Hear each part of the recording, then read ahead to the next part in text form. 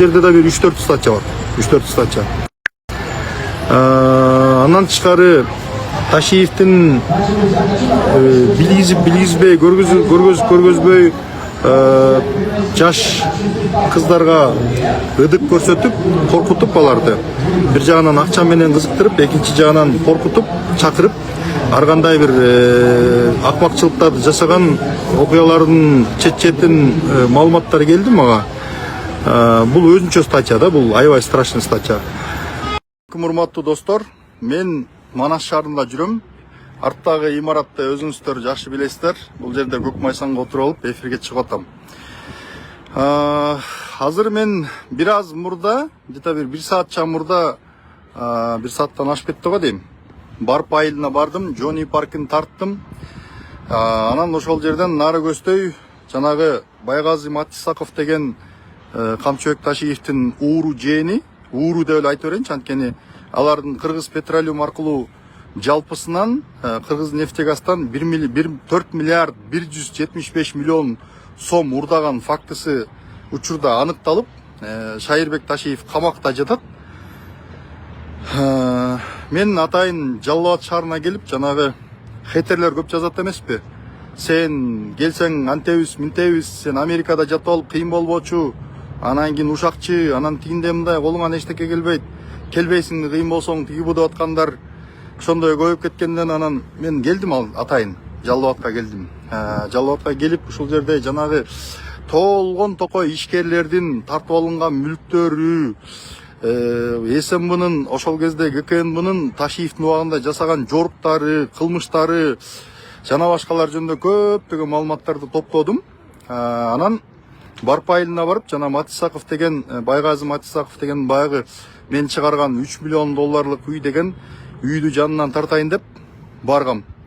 Анан машинаны нары токтотуп коюп, анан бери чыгып, видео тартып атсам, бир Матис менен келип, бир киши токтогон, капталдан токтогон. Анан бери көздөй басып келаткан, мындай жаныман өтүп бараткан киши болуп туруп. Анан шарт эле колуман жулуп эле телефонумду жулуп алды. Анан мындай олбурлуу күчтүү киши экен да. Кыйкырып, анан кийин өчөр, сен кандай акың бар, бирөөнүн үйүн тарткан. Анан карасам жулунат аябай. Анан телефонумду берчи түрү жок. Анан кийин өчүр деди, анан алып кел, хорошо, макул, өчүрөм, кеңиз. Телефонду бериңиз десем, колуна кармап алып, тырышып кармап алып, анан кийин ошентип, анан тияктан бияктан бир аялдар чыгып калды, анан дагы бир кошуналар чыгып калды, короче. Анан азыр балдарды чакырам, азыр мен сени аялдарга салып берем, тиги бу деп эле ызылдап атты. Анан бул киши кем экен деп, ушу туугандарынан болуш керек деп, берки жана Матисаковторго кебетеси окшошпойт. Көрсө, кадимки күркөрөгөн Камчыбек Ташиевдин бир тууган иниси Казыбек Ташиев деген ууру экен. Эмне үчүн ууру деп атам? Анткени жанагы Кыргыз нефтегаз боюнча схемаларда ошол Казыбек Ташиевдин, Шайырбек Ташиевдин аттары аталып жүрөт да. Булар деген үй бүлөсү менен мамлекетке кол салган чөөлөр экен да буларчы. Үй бүлөсү менен мамлекеттин ырыскысын жеп, анан кийин ошондой үйлөрдү салып, особняктарды салып, анан кийин бирөөнүн үйүн тартканга келдиңби, тигинде мындай, сен кандай акың бар дейт да. Мен топчумду жулмалап, монтип тиги ачкимди сындырып, мейлим, ал баштан көстөн садага. Анан ошо менен телефонумду алып, анан кетип атып дагы бир тартайын дедим, бирок дагы жулунуп келатып, анан ошо менен токтоп калдым, тарта албай кетип калдым. Бирок мен эскертип коеюн, эртеңби бүрсү күнү, акыры бир күнү барып, по-любому ошол жана уурулукка арам акча менен салган үйүңөрдү тартып элге көрсөтөм, өзүм колум менен, мына уурулардын үйү деп. Ошондой болду, туугандар. Анан тагдыры талкаланган адамдар көп экен. Сүйүмкан жана видео тарттым. Сүйүмкан деген эжебиз бар экен. Ошол фамилиясын унутуп атам. Ошол эженин бир запчасть саткан, анан машина оңдогон бир базары бар экен. Ошол жерди тартып алышыптыр дагы. Жеңишбек Докторбаевдар үй куруп башташыптыр. Ал боюнча кече Азаттыкка материал чыккан. Ал жерди дагы видеого тартып чыгардым. Аны өзүнчө видео кылып чыгарам. Анан бүгүнкү кызык маселе ошол болду. Анан мен териштирип, бул эмне болгон киши деп анан сураштырсам, көрсөк Казыбек Ташиев деген Камчыбек Ташиевдин бир тууган иниси экен. инисиби же агасы, иниси го дейм, по-моему. Бою мындай бир примерно бир мен сыяктуу экен. Анан мен Матистен түшүп келсе ойлодум дейм, обычно эле тегерек четте кошуналар окшойт деп көрсө, ошол Казыбек Ташиев экен. Анан этегинде жөн кетпей аларды силер Ташиевдин ууруларысыңар, элдин ырыскысынан уурдап байыган адамдарсыңар деп кыйкырып анан кеттим. Машинага түшүп кетип калдым. Анан кийин сени ким жиберди бияка тиги бу дейт. Мен дагы бир жолу айтып коеюн силерге, уурулар, Камчыбек Ташиевдин уурулары, ууру инилери. Мен силерге айтып коеюн, мени эч ким бул жака жиберген жок. Президент да жиберген жок, эч ким жиберген жок. Бийлик да жиберген жок, эч ким сураган да жок. Мен өзүм келдим. Өзүм ушуларды көрөйүн, кандай өзгөрүүлөр болуптур, Манас шаарында кандай өзгөрүүлөр болуптур, эмне болуптур, ошолорду көрөйүн деп өзүм келдим. Анан мыногу имаратты, мына карасаңар, бул имаратты, кстати, ошол Казыбек Ташиев деген ууру дагы камалыш керек. Ал дагы ошол схеманын ичинде бар. 4 миллиард 175 миллион сомду тоногон схеманын ичинде бар. Анан еще кыйкырып атат. Тетиги шакалдар сени жиберип, анан кийин тиги алар бизге жала жаап, анан тиги болгон неменин баарын тиги мен айттым да. Бул үй уурдалган акчага салынган. Ошол жанагы схемадан уурдаган акчанын эмеси далилденип, азыр Шайырбек Ташиев камалып жатат десем, соттун чечими чыкпайынча антип айтканга болбойт дейт. Анан тетиги шакалдар жөн эле чыгарып атышат тиги бу дейт. Анан кимди айтып атасыңар, бийликти айтып атасыңарбы десем, анан бироктан телефонго тарткыла деп атты эле. Бироктан телефондорун өчүрүп ылдый анан жылып кетишти. Ошондой туугандар. Ташиевтер деген жанагы эми айткандай Равшан Жээнбеков туура айтат. Ташиевдин колунда ГКМБсы бар да, ал Ташиев ГКМБсы жок да, ал никто, ал мышык. Мен дуктарын көрдүм азыр барып эшигин алдында туруп, ошол жерде булардын болгон кебетелерин, болгон дараметтерин, болгон картинасын көрдүм. Көрүп келдим да, ошону көрүп калганым жакшы болуптур. Ошондой туугандар. Анан мунуга артта турган имарат турбайбы, Бул имарат салынган жакшы. Ушундай шаар, жакшынакай имараттар салынып, Кыргызстандын ар бир шаарында ушундай бир колдуктар, жакшы жылыштар болуш керек. Манас шаары көрктөнүп атканы жакшы. Бирок деген мамлекет бул заңгыраган имараттары менен, жалтыраган көчөлөрү менен гана мыкты мамлекет болбойт. Мыкты мамлекет бул укуктук мамлекет. Бул ошол карапайым тиги адам болобу, бай болобу, менчикке болгон укугу сакталса, алардын эмгеги бааланса, өз эмгеги менен байыган адамдарды, инвесторлорду мыйзам коргосо, мына ошондо гана ал мамлекет күчтүү мамлекет болот. Ошондуктан урматтуу достор, биз мындай Ташиевдин фанаттарын айтам. Эми көбүнө жетпейт албетте. Жазып беришет, шыбай берет, хейтерлери шыбай берет, ар нерселерди айтышат. Бирок мен айтат элем, мамлекет бул мыйзамдын сакталышы менен гана күчтүү болот. Өзүнүн жарандарын укугун урматтаганда гана күчтүү болот. Мамлекет башчы жалпы элдин эрки менен эсептешкенде гана ошол мамлекет күчтүү болот. Урматтуу достор, мен ушул ойду айткым келди. Ошон үчүн атайын ушул жерге келдим. Эфирге чыгып атам. Анан кийин жанагы баатыр болуп аткандар, тиги сен келсең өпкөңдү үзөбүз, антебиз, минтебиз деп уят, жаргон сөздөрдү, жанандай бир зектердин, бир жаман криминалдардын сөздөрүн сүйлөгөндөр, Фейсбукта ар кандай бир хейттерди жазгандар, ошолорго айтарым, мына мен Жалал абадтын Борбордук аянтында турам. Манас шаарынын Борбордук аянтына, ошол областтык администрациянын имаратынын алдында турам. Эч кимге келе албайсыңар. Просто силер Фейсбукта эле баатырсыңар. Анан Америкада жатып алып кыйын болуп, анан Америкадан сен келсең антип салабыз, минтип салабыз, түйрүйбүз деп көрүнгөн богоз сөздөрдүн баарын жазасыңар. Бирок колдоруңардан эч нерсе келбейт. Анткени силер диванный эксперт деп нарта силерди айтат. Маселелерди көтөрүп чыга албайсыңар. Көп хейтерлердин сүрөттөрү жок. Бир жолборстун, аюунун, жолбосо бир жанандай бир ар кандай бир сүрөттөрдү коюп алышкан. Анан кийин ошондой фейк аккаунттарды ачып алып, анан Фейсбуктун артында баатыр болуп берет. Мына мен келдим, ушул жерде иликтеп, Жалал абадта жүрөм. Дагы бир 2 күн жүрөм бери дечи. Бардыгын иликтеп чыгам. Тартуусун тартам, жанагы уурунун Матисаков деген уурунун үйүн барып дагы тартып кетем. Бул деген 3 миллион долларлык үй, элестетсеңер, ал 3 миллион долларлык үйдү салыш үчүн карапайым мугалим канча жыл иштеш керек? 800 жыл иштеш керек экен. 10 миңден ашык айлык алып, 20 канча миңден айлык алып иштегенде, анан ошондой үйдү салат экен. Жанагы Матисаков деген, Ташиев дегендердин урлардын үйлөрүндө салат экен. Булардын акыркы заправкаларын сатып дейт 20-жылдары. Булардын бизнестери да калбай калган дейт. Мен бул жака келип көп маалыматтарды уктум. Булардын бизнестери да калбай калган дейт. Эчтекеси жок болчу дейт. Уже бизнестерин түйүнө түшүрүп, заправкаларын сатып, жанагы Абдимуктар Маматовго заправкаларын сатып, анан кийин бийликке келгенден кийин кайра келип эле Абдимуктар Маматовдон тартып алып, анан ага кырша болуп, анын заправкаларын көбөйтүп, ошентип анан кийин үстүнө отуруп алган экен. Ошондой достор. Ошон үчүн мен эмнени айтат элем? Мыйзам баарына бирдей болуш керек. Мыйзам ошол карапайым адамдарга, тоо урдагандарга, тиги кой урдагандарга кандай иштесе, Ташиевке да ошондой иштеш керек. Камчыбек Ташиев да камалыш керек, Шайырбек Ташиев да камалыш керек.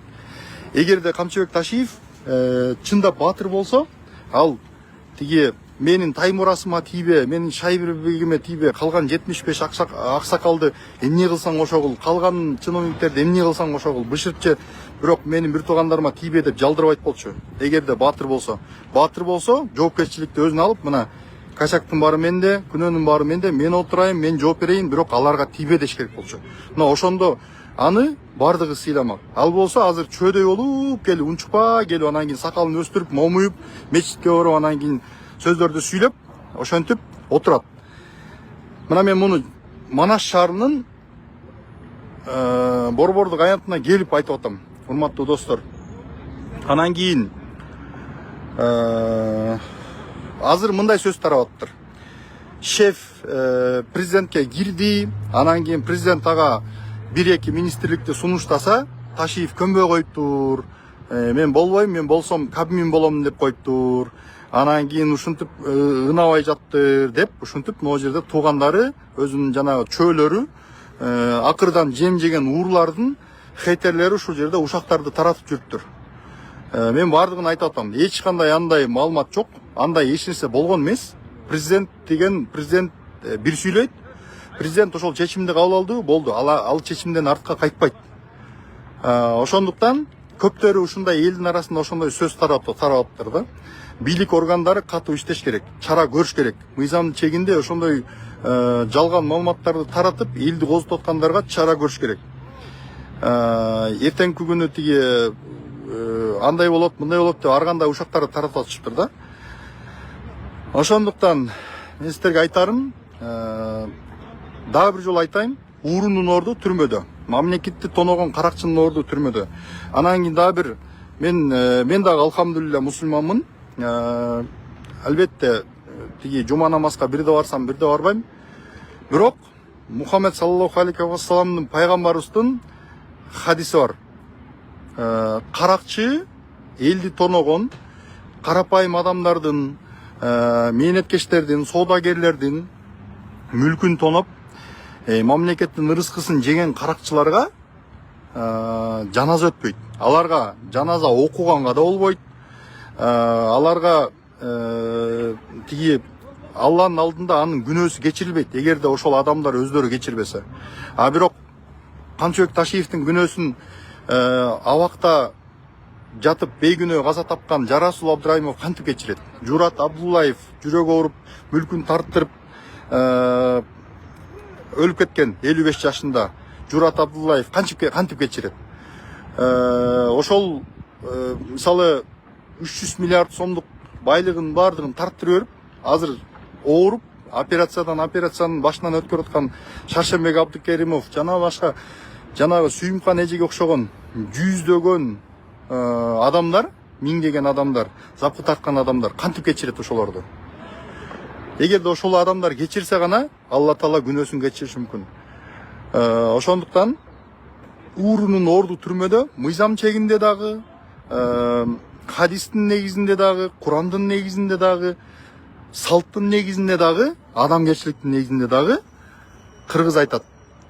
колуң менен кылганды мойнуң менен тарт дейт. Элдин ырыскысын уурдап чөнтөгүнө салып алган адам биринчиден аны кусуш керек, экинчиден анын жазасын тартыш керек. Бейгүнөө адамдарды сызаткан үчүн. Ошол көңүл бурганыңыздар үчүн чоң рахмат. Мен болсо азыр дагы бир башка көп бир топ объектилерди тартып келдим. Азыр дагы барып көп жерлерди тартып келем. Ошол көңүл бурганыңыздар үчүн чоң рахмат. Кирет дагы жанагы биринчи кызматтан алгандан кийин күпүлдөп кайра шашып келбедиби? Тиги жака жүрөгүмдөгү стендтер 5 стенд бар, ошону оңдотуп келем деп кеткен дагы. Ден соолугу начарлап аткан киши анан бийлик дегенде жанталашып кайра күпүлдөп, болбосо лечениясы бүткөндөн келсе болот эле да. Жок, ошонун эртеси кайра учуп келип күпүлдөп анан кийин анан эптеп отуруп анан президентке жолугуп, ал жерге кирип алып президентке жалдырайт кирип турупчу. Таймурасыма тийбе, Шайырбегиме тийбе, анан 75 чалга мен тиешем жок деп касам ичем, аны турсун анан тийбу деп Куран кармайм деп ушинтип актаныптыр да. Анан арадан убакыт өтө эле Нургазан Аркулов тиги Стамбулдан кармалып Алматыга келет, Алматыдан бери көздөй немеге келет, Бишкекке алынып келинет. Анан кийин ошентип ал болсо барып анан сурактан анан болгон толгон маалыматтардын баарын берет. Ошол жерден 75 чалдын баардыгын, аксакалдын баардыгын чал дебей тескери иштерди кылат. Публично кылганын да көрдүк, айтканын да көрдүк, тымызын жасаганын да көрдүк да. Жаңы жылдын алдында болсо керек эле президент деген фильмде дагы ал жерде дагы отуруп туруп айтып, мен шайлоого президентке барбайм, көз салбайм, биздин экөөбүздүн достугубузду бир гана өмүрдүн бүтүшү менен гана түгөнөт, ал эле бул эле апийимдин гүлү эле деп кыскасы сонун сөздөрдү айткан. Биз экөөбүз ынтымактуубуз, анан кийин экөөбүздү тиги тирештирип коюп, анан бизге дагы күн тийип келип, күн тийип калабы деген күчтөр бар, аны муну деп кыскасы ошентип жүргөн. Анан арадан убакыт өтүп жанагындай 75 чалдын немеси, анан текст, кстати, текстти өзү жазып бериптир. Текстти өзү жазып берип, жанагы аксакалдарды уюштуруп, анан ушинтип анан президенттин жүргүзгөн саясаты начар, Ташиевдин жүргүзгөн саясаты мыкты дедип туруп кат жаздырган дагы. Анан ошентип анан тилер импичмент маселесине даяр турган, кыскасы переворотко даярданышканда катуу элечи, жакында. Камчыбек Ташиев кызматтан кеткенден кийин анын айланасындагы адамдар да кызматтан катары менен алынып жатат да. Бул деген мамлекеттик кызматтарды тазалообу же саясий таасирди демонтаж кылуубу? Туура суроо берип атасыз. Негизи ушу саясатчылардын ичинен мен баягы жоопкерчилик алып айтып чыктым. Азаттыктын теледебатында айтып чыктым. Элди алдабайлы, ачыгын эле айтайлы. Ордо төңкөрүлүшү болмок. Ошого Ташиев алып келген депутаттар, башка кызматкерлер даярданган деп мен ачыгын эле айтып чыктым. Бул тар чөйрөдө саясатчылардын ичинде белгилүү нерсе болгон. Элге эч ким айткан эмес. Мен ошону айтып чыктым. Анан азыр жүрүп жаткан иштердин бардыгы ошол арамы бар терс аракет кылган адамдардан арылуу. Эми ачыгын эле айтайлы, ошол УКМКда иштеген көптөгөн кызматкерлер, Кыргызстандын көп эле билет. Жогорку кызматкерлер эмес, төмөнкү кызматкерлер эмес. Ошол УКМКда штаттан тышкары, внештатник деп коет го. Ошолорго чейин миллионер болуп кеткен. Миллионер, жөнөкөй эмес, миллионер болуп кеткен. Азыр эми менин оюмча жакынкы арада, мүмкүн бир жыл, мүмкүн кийинки жылдары көп маалыматтар чыгат. Ким кимден канча миллиард урдап кетти, ким кимден байлыгын басып алды, тартып алды деген көп маалымат чыгат. Себеби адамдар арыз менен кайрыла баштайт. Кечиресиз. Миллионер болгондо сом мененби же доллар менен? Доллар менен. Бир да мамлекетте мына биздикиндей элди, мамлекетти тоноо менин оюмча ишкерлерди мындай боло элек да. Жогорку кеңештин өзүгө ыйгарып алганы. Мисалы да, бул киши трибунадан ачык эле мага жарым саат угроза кылды да. Сен мандатыңды алдырып коем деп. Анан мен айттым бардыгы. Акча да силерде, күч да силерде, бийлик да силерде, эмне кылсаңар жараша берет. Бирок бул укуктуу болобу? Мыйзам чегинде болобу деген суроого жооп ала албай койдум да. Ошондуктан мисалы эмеге барып туруп, азыр бул ошо менин мандатымды эме кылганда, ажыратканда. Бул жогорку кеңештин да ыйгарым укуктарын өзүнө алып алды. Сонун эмес. Соттун дагы укугун алып алды. Аны же сот бериш керек эле, судимости бар деп. Же болбосо соттун чечиминден кийин жогорку кеңеш өзүнүн решениясы менен комиссия түзүп туруп, анан кийин ажыратуу керек. эмеге БШКга бериш керек эле. Анан БШК ошонун негизинде анан кийин чечим чыгарыш. А бул болсо түздөн түз эле БШК команда берип атпайбы? Ажыраткыла муну депчи эмесинен. Анан менде судимость жок. Мынакей МВДнын справкасы турат. Менде жок эч кандай судимость десем, аны эстекени билбейбиз деп туруп эле эме кылып койду. Анан кийин ошол отурушун алдынан Шайназаров менен 1 саат сүйлөшкөмүн. Ал киши айтып атпайбы, Султан ака түшүнүп турасыздар эмне болуп атканын. Ай, өзүңүз эле жазып бербейсиз. Мен эмнеге жазып берем? Мыйзам чегинде чечкиле, мына менин справкам бар. Дегенден кийин, мен чыгып кеткенден кийин, менен кийин жана Маатов деген прокурор келип, биринчи замкурор. Анан кийин мен начальник управления, следственный управление келип, УКМК. Ошол жерде 1 саат отуруп туруп, Шайназаров өзү гарантия алып туруп, анан кийин чечим чыгарып берип атпайбы? Бул деле БШК уже все, БШКнын эмесинде өзү алып алды да, понимаете? Андан кийин сот, биринчи инстанция сот ошонун мыйзамсыз чечимине колдоп берип атат. Экинчи инстанция азыр эми, үчүнчү инстанция. Мен азыр бүгүнкү күндө судопроизводство жанагы ыкчам оперативниктерден баштап, тергөөчүдөн баштап экинчи инстанцияга чейин чирип бүттү деп анык айта аламын. Муну мен өзүмдүн өздөрү жазган документтер менен далилдеп бере алам да. Азыр мына көрөбүз канчалык жогорку сот канчалык чиреген. Андан тышкары мен конституционный сотко чейин жеткирем. Ошондо көрөбүз, целым судопроизводствого ишенсе болобу биздин эмеде.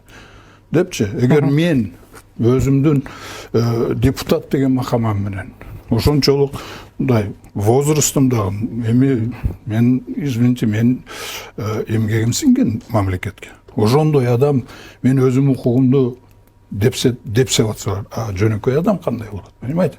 Кеп азыр менде деле эмес, баардык ойлоп атат, азыр бул Ташиевден өч алып атат деп. Жок, менде кеп эмес.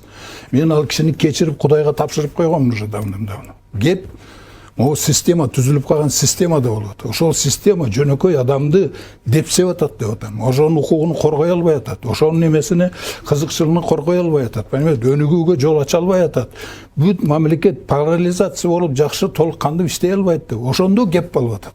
Мамлекеттин коопсуздугу жөнүндө, мамлекеттин функционалдык эффективдүүлүгү жөнүндө сөз болуп атат да, понимаете? Ошондо. Бул жаңы жылдын алдында барсам турган экен. Азыр 5-6 мүнөт УКМС чакырып койдум, ошол келсин, ошонун көзүнчө сүйлөшөбүз деди. Бир 5-6 мүнөттөн кийин эле камчы келди. Кабинеттин үчөөбүз ушундай отурдук. Анан кийин президент сүйлөдү. Эмчинси камалганыңызды айтып берейин, эмчин Малайзиядан кызматтан алганымды айтып берейин, ошодон баштады. Ошодон баарын айтып берди. Мен иниңизди атайын чакырдым, иниңиз угуп турсун деп. Аны айтты. Мен сизге эч кандай мемем жок деди. Кемпир-абадчылар боюнча кемпир-абад маселесинде эч кандай силерге претензиям жок деди. Чек ара маселеси мына указ менен Камчы Кыдыршаев чечти. Рас мен указ менен дайындагандай, мен айткандарына мен ишенем деди. Туура чечти деп эсептейм деди. Бирок мен силердин камалышыңарга менен эч кандай претензиям жок. Ошол үчүн иниңиз менен тил табыша албайсызбы деди. Мына көрдүн айдым. Анан мен иним менен эмне тил табышат элем деди. Ини жөн эле жерден апарып камап койду.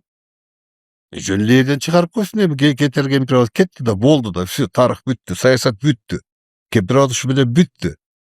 Бул жөнүндө мен сиздерге биз кемпир-абадчылар жалганбыз. Ит жыгылыш вариантында бүтүрөлү. Силер биз кемпир-абадты сактай алган жокпуз. А силер да бизди камап бербей токтоткулушу менен болду, тарап кетели. Десем, мына иниңиз менен чечип алыңыз деди. Кедер булар тарыхчылар баа койсун эми дедим. Тарыхчылар бааласын, келечек ким кандай болот. Ушу менен жабалда тарап кетели. Биз силерге претензия жок, силер бизге претензия кылбагын. Десем эле иниңиз менен тил табыша албайбыз. Ал болсо кетти. Кемпир-абад туура чечилди деген нерсени айтпайынча мен силерди эч убакта чыгарбайм. Эмнеге анча я?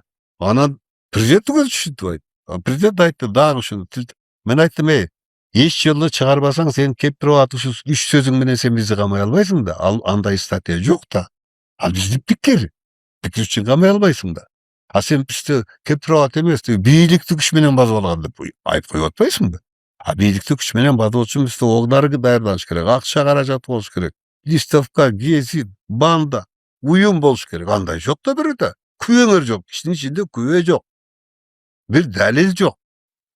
Жолдо турбайсызбы десек, мен турганда Таңшыбойдо соттолуп кете бересиңер. Ошол сөздү айтмайынча мен антип айта албайм дедим. Айта алат элем эгер туура чечилген. Эгер мага ошондой документ алып келип убедить этсең айтам дедим. Анан президенттен сурады, сиз уруксат бериңиз, мен документти көрсөтүп коеюн буга деди. А мен президентке айттым, сиз уруксат бериңиз, иштин ичинде эч нерсе жок экен, мен да буга көрсөтүп коем дедим. Мына алдыңызга алып келип көрсөтүп. Иштин ичинде эч нерсе жок, урматтуу президентим. Эч нерсе жок. 57 том мен тергөөчү болгом, сот прокурор болгон кишимин дедим. Ошо ашып кетсе 2 том боло турган нерсени 27-ге 20 копия кылып көбөйтүп отуруп эле ошончо том болуп салган дедим. Копия эч нерсе жок. Бир киши күбө жок. Бири-бирибизге күбө. Бири-бирибизди тааныбаган адамдар. Уюмда жок, бири-бирибизди тааныбаган. 70% тааныбаган жаш балдар. Блогерлер, жаш журналист балдар. Мен тааныбайм, неберемдер тең балдар. Десем эле мен көрсөтөм деди. Анан көрсөт деди. Мага жалгыз көрсөтпөйсүң, бардык кемпир-чыгаларга көрсөтөм. Жаңы жылдын алдында биякта УКМКнын бир дом отдых бар экен, ошол жерге барып көрсөт. Эч нерсе көрсөтүлгөн жок. Анан ошол жерде Абылов айтты. Мамедчи Сабылов, аксакал. Бекназаров айткан экенсиз го, жаңы документ көрсөтөм деп. Көрсөтпөйсүзбү ошо? Бул айтып аткандарыңыз эмес. Бул мурда эле көргөнбүз, парламентте бул айткан мурдагы эски документтер эле. Мен деди бийликте турганда деди ошо Мамедчи эч убакта жакшылык көрбөйсүң деди, полночь деп айтты. Анан ал да кызыкчы болуп кетти. Документ менен анан кийин мен айттым, президенттин алдына документ көрсөтөм дедим эле, көрсөтпөйсүң. Ошону эле сурап атат сенден, башка эч нерсени сурап атат. Кымыздан камайсың да, өлбөсөк чыгабыз. Силер кеткенде чыгабыз, отурса отуруп турабыз, эмне коркутасың? Десек эле анан айтты. Мен УКМКнын уруксат бердим. Көрсөткүлөр бүт документтерди деди. Анан документтерин көрөлү деп барсак, секретный документтерди. Обязательство жазгыл. Эгер ушул таанышкан документтер жөнүндө бир пресс-конференция же бир интервью берсем, кылмыш жобуна тартылууга макулмун деген. Ошенткенден кийин башкалар кетип калды. Эч нерсе таба албай жүрүп, бир интервью берип койсок, ошо менен камап турбайбы, сен документиңди тааныштың деп туруп, эч ким бизди таанышпай койду, обязательство жазбай койду. Мен жалгыз жазып, документтерин берип, баары менен тааныштым. Таанышып бүткөндөн кийин Partnering with Olate. Камчыбек Кыдыршаевич, мен сиз билген баягы кухнямда отуруп алып, кече Адилет Айтыкеев деген жигитке кайрылуу жасаганмын. Ал жигитти сиз таанысаңыз керек. Ал кайрылуунун маңызы ошол барпыга барып алып, анан кийин сизди уру деп кыйкырып аткан, кыйкырган эфир үчүн айтканмын, кайрылуу жасаганмын. Себеби эмне? Кыргызда илгерчилик деген бар. Анан султан сөөгүн кордойт деген 2 сөз бар. Эми ал жерде барпыда түрдүү эл бар да. Анан баягы кандай болбосун дагы сизге наразысы бар, ыраазысы бар, жакындык тигемелери менен кыйбагандыгы бар. Кыскасы түркүн эл бар, түркүн түрдүү сезимдери бар, баягы бирок султан сөөгүн кордойт дегендей сизге баары бир тиге эме кылып турат. Ошол элдин арасына барып алып, анан сизди ууратап кыйкырып атты. Бирок демейде Дерский барпынын жигиттеринин бирөө чыгып, бир картаң ит чыгып жигит эмес, кан кетип үрүп койбоду.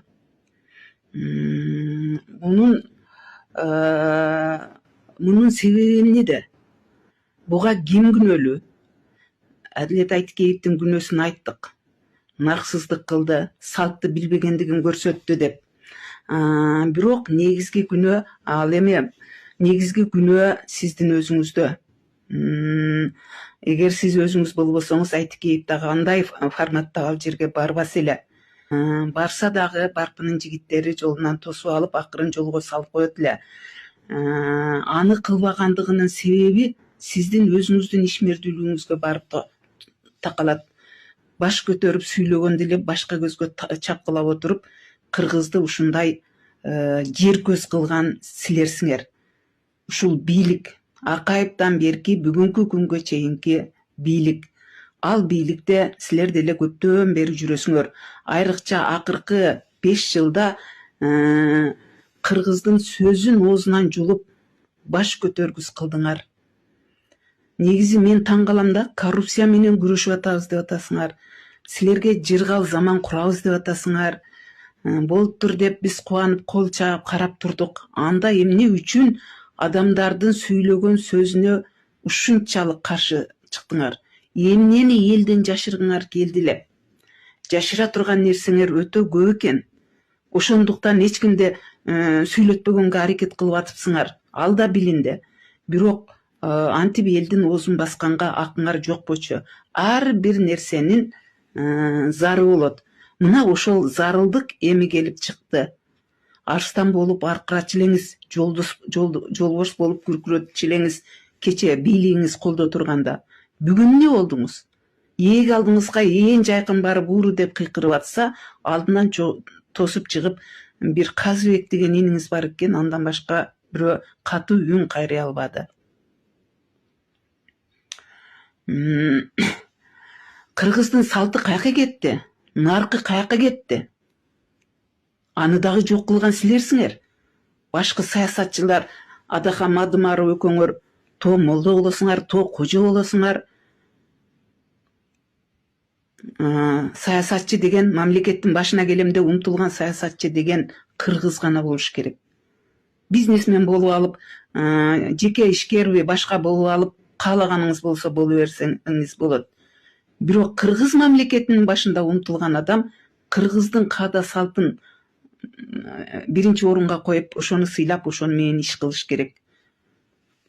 Силер ушу Төлөгөн Касымбековдун Сынган кылыч романын кайра окусаңар, бүгүнкү позор, бүгүнкү баш көтөргүс абал келбейт эле. Силерге кошулуп, биз да ошондой абалга түшүп атабыз азыр. Билесиз, ошо Сынган кылычта Нүзүк аталык жаш кезинде атасы менен келишпей, үйүн өрттөп жиберип, апасын алып таласка кетип калат. Тайлар ошо жак экен. Ал жакта дагы жөн жүрбөй күтүрөтүп, жигит күтүп, жылкы тулпар чаап, алдына эч кимди салбай жүрдү дейт. Анан бир күнү ошонун немесин, күлүгүнүн алдын тосуп бирөө жыгат да.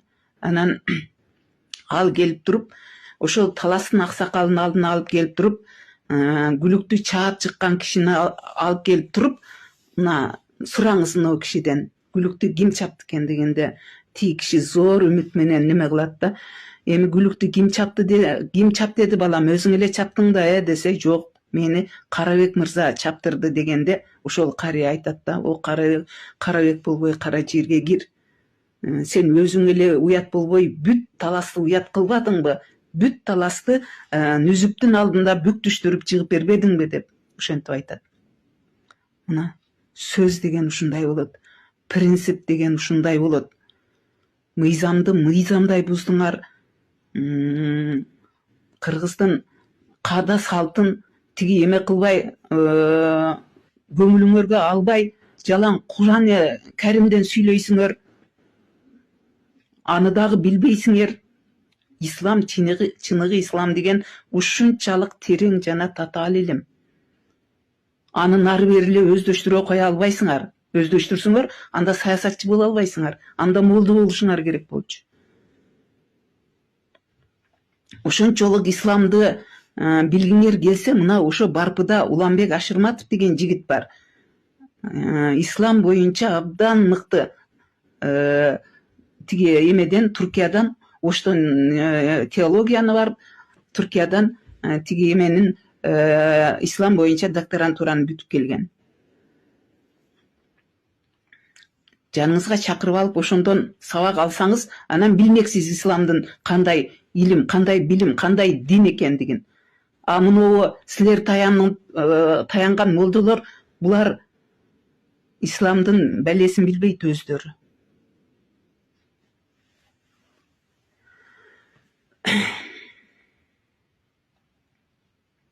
Жанагы сөзүмө келейин. Ошентип зыркырайт ошол ама. Ошол учурда анан кийин эменин Ажыбай бийдин баласы болгон да. Ажыбай өлдү деген кабар келет. Ошо жүрөгүм бир жамандык болоорун сездим эле. Эсенбий болот атасы. Эсенбий анткени менен менин сүрүм, бетимдеги сүрүм болчу кокуй. Тарткыла атты деп атты алдына тарттырып, анан кийин түнү менен жол жүрүп, аксыга атасынын тигимесине өкүрүп түшүп, ошондон кийин атасынын бийлик ордун ээлеп калат дагы, анын чоң саясаты ушул жерден башталат. Мындай мисалдар толуп тура. Ар бир тигемеге эме бар. Силер аны окубайсыңар. Анан ушинтип мына бүгүн баарыбыз уят болуп отурабыз. Бүт кыргыз дүйнөгө уят болуп отурабыз. Кече эле дүркүрөп эле кокуй өнүгүп атабыз, өсүп атабыз. Мыкты мамлекеттердин катарына кошулган атабыз деп атып, анын бардыгы бир тигемедей жыгылды. Элге эркиндик керек. Эл сүйлөп туруш керек. Алды элдин эркиндигин тиги эме кылып алып коюп, анан кийин ме деп берген наныңар бир тыйынга арзыбайт. Кыргызда сөз бар. Кылганыңды кыйбатын чыгарбай кыл дегенчи. Мына эми кыйбатын чыгарып отуруп тиги эме кылдыңар. Ошол менин тигемеме ар ким ар кандай ойлорун айтып атат. Эмени Ташиевди билдирбей мактаптыр дешип атат тигеме. Негизинен туура. Эме биз азыр каргайын десем байкушсун, каргайын десем жалгызсын, каргабайын десем байкушсун деген абалга кептелдик. Таптакыр мынтип ыргытып салалы десек, кылган иштериңиз турат. Жок бул эме болчу, кургак жала тиги бу дейин десек, аны бардыгы мантип турат. Султан сөөгүн кордобойт дейт. Немени Мадымаровду ошентип колуңду сындырам, паланбастан дебей, өзүңүзгө тең ата көрүп сыйлаш керек болчу ошол жерде. Айжигитип сөздү айткандан кийин аны менен сүйлөшүп, анын тарыхын, анын турган ордун сыйлашыңыз керек болчу. Эмнелерди гана кылбадыңар аларга. Раушан Жээнбеков камчы мен сенден коркпойм деп бетиңизге айтканда ошону алып туруп, аны менен дос болуп, аны керектүү жерге коюп, дайым көңүлдүн немесинде кармаш керек болчу. Мен муну буссам, палан сүйлөйт, түкүн сүйлөйт тиги деп. Элдин бардыгын сүйлөбөс кылып, сүйлөй тургандарды түрмөгө камап, калгандарын баш көтөртпөй салып, анан кийин кылганыңардын баары уурулук болуп чыкты го. Кандай уят. Айтканга кандай уят.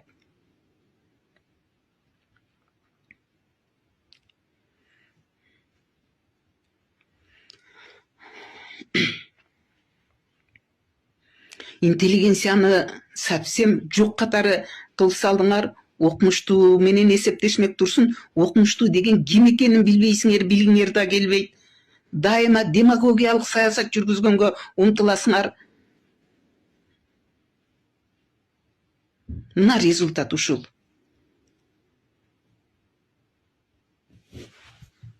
Анын артынан бир канча саясий активисттер камакка алынган болчу. Алар кантип даярдалып, сүйлөшүүлөр кантип жазылган деген суроолорго жооптор акырында пайда боло баштады окшойт. Түрмөдө жаткан ишкер, мурдагы президенттикке талапкер Имамидин Ташевдин 2024 жылы түрмөдөн жазган катын анын адвокаты Асель Аргынбаева жарыялады. Ал анда УКМКнын кызматкерлери Болот Байысов, Салморбек Жумабеков тарабынан 10 күндөн ашуун мыйзамсыз кармалып, телефон аркылуу Тилекмат Курьяновду Кыргызстанга алып келүүгө жардамдашпасаң камайбыз дегендерин кыйноолорду жазган. Өткөн жылы ноябрь айында биринчи жолу камашканда бүт мүлкүмдүн баарын арестке коюп камакта отурганда өздөрү алдын ала даярдаган адамы Болот Байысов аркылуу Тилекмат Курьянов менен байланыштырып сүйлөштүрүп, ар бир сүйлөшүүлөрдү жаздырып алып, эми минтип камап отурушат. Эсиңизде болсо 2008 жылдын 8 декабрында мени үй камагына чыгарабыз деп сотко алып бара жатып, соттон СНБнын шаардык бөлүмүнө алып киришти да башчысы Жумабеков Салмоор менен жолуктуруп камактагы Тилекмат менен болгон видео сүйлөшүүлөрдү көргөзүп, бүгүн үй камагына чыкканыңыз менен эртең кайра камайбыз. Тилекматты чакырып алып келүүгө жардамдашпасаңыз. Жоомарт жана Жапаров Элнур. Биз дешти жолдон ГУМга кирип атайын мага телефон жана симка сатып алышты. Телефон номери менен үйдө гаражда. Мейманканага алып барышты. Өзүңүз билесиз, 10 күндөй үйдө түнөбөй ошолор менен болдум. Ушунун айынан сиз мени урушкансыз, эмнеге үйдө түнөбөйсүң деп. Сиздерге айта албаган көп окуялар болду. Кечинде мейманканага жайгаштырып жаткан бөлмөгө жарым пакет $500,000 алып кирип, Тилекматты чалдырып сүйлөштүрүштү. Видео байланыштан акчаны көрсөттүрүп, акча маселесин чечтим. Район облустардан элди митингге чакыра бер деп ар бир сүйлөшүүнү видеого тартып алып жатышты. Жарым пакет акчаны көргөн Тилекмат үй бүлөсү үчүн акча жардам сурады. Сураган $8,000 акчаны эртеси филармониянын жанындагы Океан ресторанында Тилекмат менен мени байланыштырган Болот Байысовго бердиртишти. Хаят мейманканасында 3-4 күн тургандан кийин 12 декабрдан тартып Фрунзе Панфилов көчөлөрүнүн кесилишиндеги Барсон фирмасынын курган үйлөрүнө көчүрүштү. Ал жакта да бир жумадай жашадык. Ошондой эле ишкер жалгыз гана Курьянов эмес, Мадумаров, Матраимовдор менен да сүйлөштүрүп, анда аларды мамлекеттик бийликти басып алууга аракет кылууга үндөп, торго чалууга аракет кылышкандыгын, адвокаттары да УКМК тарабынан коркутууга кабылып, аны коргоодон баш тартышкандыгын жазган. Андан сырткары ишкерди Ташиевдин операциясында каза болгон Камчы Көлбаевдин да өлүмүнө жоопкер кылууга аракет кылышкан. Андан соң кыйноолордон улам эсин жоготкондо алар адамдардын өлүмүн жасалмалап, өзү өлдү деп көрсөтүп коюу алар үчүн оңой экендигин айтышкан. Алар ишкерди СИЗО 1деги кылмыштуу топтун мүчөлөрүнө өткөрүп берсе, аларды кыйнап өлтүрө тургандыгын айтышкан.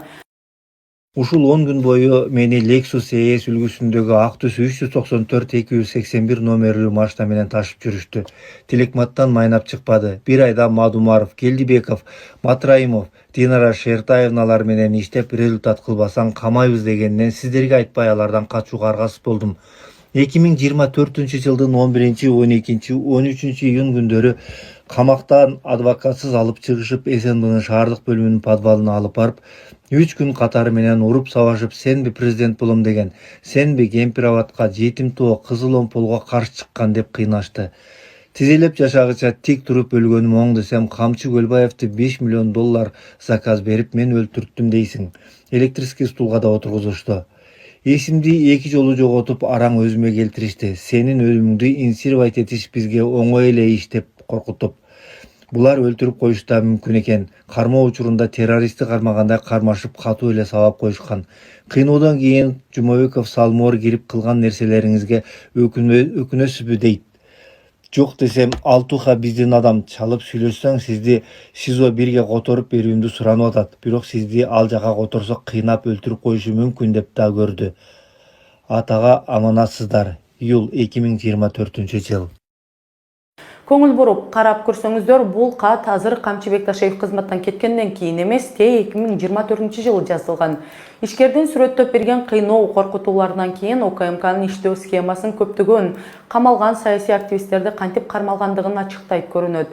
Бирөөсүн кармап, кыйнап, алар аркылуу калгандарын тузакка илип, камакка камалуусу мындай турсун, убагында түрмөдө ар кандай белгисиз себептерден улам каза болгон саясаттануучу Марат Казакбаевдин, Бакыт Асанбаевдин, Арстан Алайдын өлүмдөрү да кайрадан текшерилип, жалпы эле азыркы убакка чейин Ташиев койгон киши башкарып келген кыргыз түрмөлөрүндө жабык эшик артында болуп жаткан кыйноодор, өлүмдөр жөнүндө кененирээк иликтөөлөрдү жүргүзүлүүсү керектигин ачыктайт. Ал эми Ташиевдер темасын улайлы акыр Ташиевдин кызматкерлери бизди камаган күндөн баштап биздин сот бүткүлгө күнгө чейин көзөмөлгө алып турушту.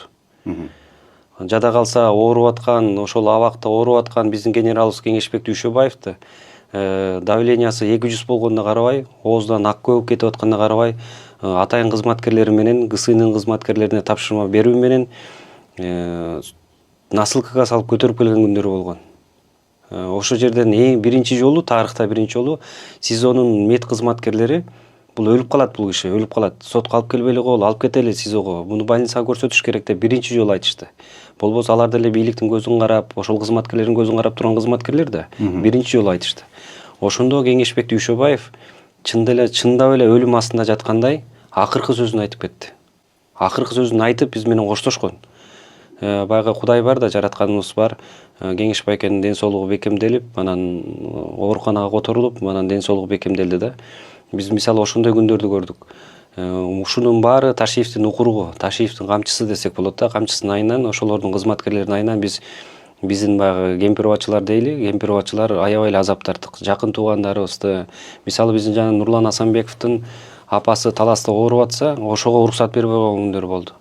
Анан апасы көз жумган, апасына топурак салып келди. Мындай тагдырларды айтсак абдан эле аябай эле көп. Мен чыккандан кийин дагы, абактан чыккандан 3 күндөн мен да бир тууган байкем каза болуп калды.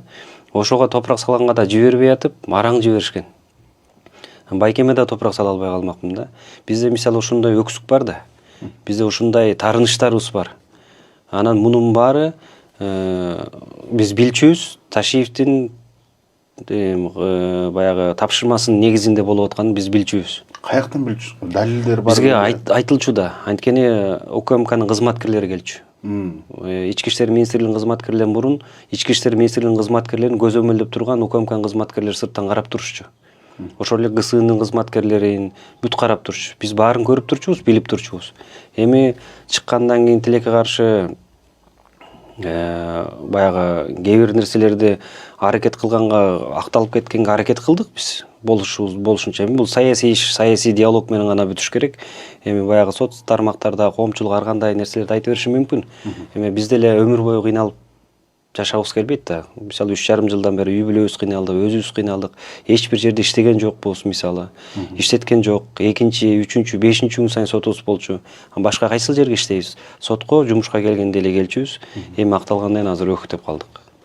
Алмазбек Атамбаев бийликке келген кезде бир эске түшүкчү.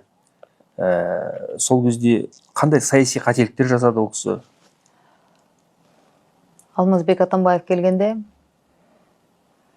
эми ал оор кырдаалда Бакиевтерден кийин келгенде ошол адам өлтүрбөгөнү, саясий оппоненттерин атпаганына эле кыргыздар сүйүндүк окшойт деп ойлойм да. Анткени Бакиев убагында аябай атып эле жатты да. Атып эле бирден деген баш көтөргөндөрдүн баарын эле атып атты. Ошол туура эмес болуп калды да. Андан кийин Атамбаев келгенде эл кадимкидей ошол кандуу убакыттан кийин эс алгандай сезилди болуш керек деп ойлойм да. Ишкерлерге бирок кеңир мындай мүмкүнчүлүк берилип калды да, ишкерлерге. Жумуш истейм деген адамдарга мүмкүндүк берилди дейм. Ошо ишкерлерде, бизнесмендерге. Ол киши абактадан чыкты. Азыр кателеспесем чет элде. Халктын көз карасы калай Атамбаевка? Эми ал киши уже саясатта, мен ойлойм, ар бир адамдын саясатта жүргөн адамдардын өз орду болуш керек. Анан негизи деген тарых баа берет. Убакыт өткөндөн кийин. Сөзсүз түрдө ар бир президенттин убагында деген терс, оң деген баа берилген. Экөө жалаң жакшы, анан жалаң жаман деп айтылбайт экен да. Мына мен да саясатта жүрөм. Бакиевдин учурунда деле ошол сыртка кеткен жарандарыбыздан переводдор болуп, анан экономика жандандырылды деген сөздөр болуп атты да. Ошондуктан бул деле бир оң жагы, анан терс жагы деп айтылып атпайбы. Бирок адам өлтүргөнү таразада эмнени сиз көбүрөөк баалайсыз деген таразада. Аны уже эл, анан тарых чечет убакыт өткөндөн кийин. Энди Сооронбай Жээнбековке келейикши. Ол жалпы әлсіз президент болды деп айтты да, көрдүңүз. Сизге келсе, сиз кечирет белеңиз. Же ошол маегинен кийин сиз аны кечирдиңизби? Кечире аласызбы? Мен айттым го, мен качан эле кечирип Кудайга тапшырып койгом ал кишини. Ал Кудайдан кечирим сурасын, менен эмес. Понимаете? Анан бул менин личный эмемде кеп эмес. Кеп мен дагы эле айтып атам. Мамлекеттин коопсуздугу, элдин коопсуздугу жөнүндө сөз болуп атат. Мамлекеттин бүтүндүгү жөнүндө сөз болуп атат. Понимаете? Келечеги жөнүндө сөз болуп атат. Мен тут абсолютно ни при чем. Понимаете? Анан кийин ал киши келип кечирим сураганы милдет кылып кечирим сурап атпайбы? Понимаете? Да, кечирим сурайм деп искренне айтпай, Кудайдын ыраазычылыгы дейт. Бүгүнкү айт майрамдын урматына дейт. Мен дейт кечирим сурайм дейт. Понимаете? Милдет кылып атат. Мен ушул болбосо мен силерден сурабайт элем. Ошол эле кезде айтып атат, мен үстүнөн жалган жалаларды эме кылгандарды мен дагы кечирдим деп. Это элементарная манипуляция общественным мнением, понимаете? Жана сакалдарды койгону, башына топ кийип, анан кийин мен элдин катарында барып жөнөкөй болуп отурганы, это манипуляция. Это приемы манипуляции. Ичинде вообще өзгөргөн жок бул киши. Понимаете? Ичинде кек санап жүрөт бул. Садыр Нуркожоев өзүнүн досун аябай жакшы билет. Бул киши эч качан Садыр Нуркожоевду кечирбейт. Понимаете? Эч качан кечирбейт. Президент кечирбейт. Жок, президентти кечирбейт эч качан. Ташиев. Эч качан кечирбейт. Бул мүнөзү ошондой бул кишинин. Өтө кекчил. Болгондо да майда кекчил, понимаете? Эмесе мисалы кекчилдик болбосо сиздики туура эмес болуп калды деген мааниде айтып койдум да, мындайча айтканда, сын айткандай болдум да. Эмесе мен эле бир өзүмдүн оюмду айттым. Вот. Калган 89 депутат барды колдоп берди. Анын сунушу өттү да. Понимаете? Эгер ошол жерде, Айжигитов молодец, ачык айтты, коркпой айтты, буга ыраазычылыкты билдирем. Бизде демократия, мунун укугу бар деп койсо, бул наоборот герой болуп калмакты. Понимаете? Мен деле эмем деңгээлим анчалык болбой калат эле. Бирок бул, понимаете, бул кекчилдигиден ошону айта албады да. Понимаете? Бул ичинде кек санап калды. Бул уже жанагы мындайча айтканда личностьке өтүп кетти да. Вот. Мындай адам аябай опасный да. Понимаете? Ошондуктан өзүнүн ошол өзүнүн мүнөзүнүн артында бандиттер менен күрөшөм деп отуруп, УКМКны бандиттик мекеме кылып койду да. Өзү башында турган. Коррупционерлер менен күрөшөм деп туруп, коррупционерлердин башында туруп калган өзү да билбей калды да. Понимаете? Азыр мана чыгып атпайбы? Ошол Эду, Пито, туда-сюда дегендер бүт бардыгы жана кустуризация кылган андай мындайлардын бардыгынын башында өзү туруп атпайбы? Инструмент катары баалашыңыз. Жок, бул только башталышы. Бул башталышы эле. Буларды текшерип эме кылганга көбү коркуп отурат. Бүгүнкү күнгө чейин айрыкча Ташиев кайрып келгенден кийин уже бүт барды ойлонуп калды. Текшерсекпи, кандай болот, эмне болот. Анан кийин жана ортосунда оюн болобу аталар деп туруп баарды күмөн болуп тураттар да. Кайсы тарапты эме кылсак деп. Ким күчтүү болсо ошол жагы өтүп кете берет бардыгы. Бул саясий ошондой. Табият ошондой, адам баласынын психологиясы ошондой, 90%. Там принципиальный тургандар эсептелип эле кишилер алар. Понимаете, алар мындайча айтканда погода кылбайт. Негизи бул ушул сыяктуу жагдайлардан президенттин маалыматы болгон эмеспи же ушул сыяктуу көбүнчө мындай иштер баягы саясий конфликт күчөгөн учурда гана ачыкталабы же негизи табиятынан ушундайбы маселе? Жок, бул кандай десем, мен алдынан айтып кетпедимби? Президентке жеткирип аткан бул информациялар. Бирок президент аябай чоң ишеним көргөздү деп атпаймынбы? Өзүнө ишенгенде ишенди да. Укуктарды ошого берди да. Жеткирип атса деле ишенген эмес. Вот, анан өзүн чакырып, мен ойлойм, обязательно сүйлөшкөн, ушундай сөз болуп атат. Кандай деп эме кылганда ал убедительно айткан, буягыны кылып атам, мындай кылып атам, андай кылып атам, сенин поручениң менен кылып атам, сенин кызыкчылыгыңа деген сөздөр мен айтып атпайм. Ташиев аябай кыйын манипулятор. Ал барып досуну ошентип ынандырып жүргөн да. Анан кийин уже непосредственно жанагы 75 киши аксакалдар жазып, анан кийин эмеде уже коомдо мен негизинен мындай финансы жана экономика жагынан эле мониторить этем да негизинен. Ама ондай саясий жактарга анча эле эме кыла бербейм. Но бирок мисалы ошол эле Бекназаров айтып атпайбы, бул ачык эле жүрүп аткан нерсе, ол биз көрүп эле турганбыз деп атпайбы. Бөлүнүп уже давай бу тарапка өткүлө, генерал тарапка өткүлө, мындай алат деген деп айтып атпайбы. Мен ошол кишинин сөзүн айтып атам да. Анан кийин жанагы эменин ичинде деле ошол бөлүнүүлөр болуп, списоктор составляться этип, булар уже чыгып атпайбы баардыгы. Понимаете? Вот, анан кийин жанагы импичмент жасайбыз деген деле бул Эмеде анан мындайча айтканда ушунчалык ишенди бул айтып атпайбы күч ушунун колунда болуп калды. Кадрларды полностью өзүнүн колуна алды. Ну фактически да бүт баары өзүнүн адамдарын алды. Акчаны полностью өзүнүн контролуна алгандан кийин 3 тең инструмент алгандан кийин мындайча айтканда бийликтин почти 90%, 80% ушул кишинин колунда болуп калды. Анан кийин тополоң кылып жанагындай переворот кылып алганга болбойт. Анда мындай тихий аппаратный переворот кылып, импичмент аркылуу ошондой деген эме менен эме кылган. Анан кийин мен бул белгини мен эмнени айткым келет? Мисалы 7-чи чакырылыштын депутаттары, 7-чи чакырылыш парламенттен.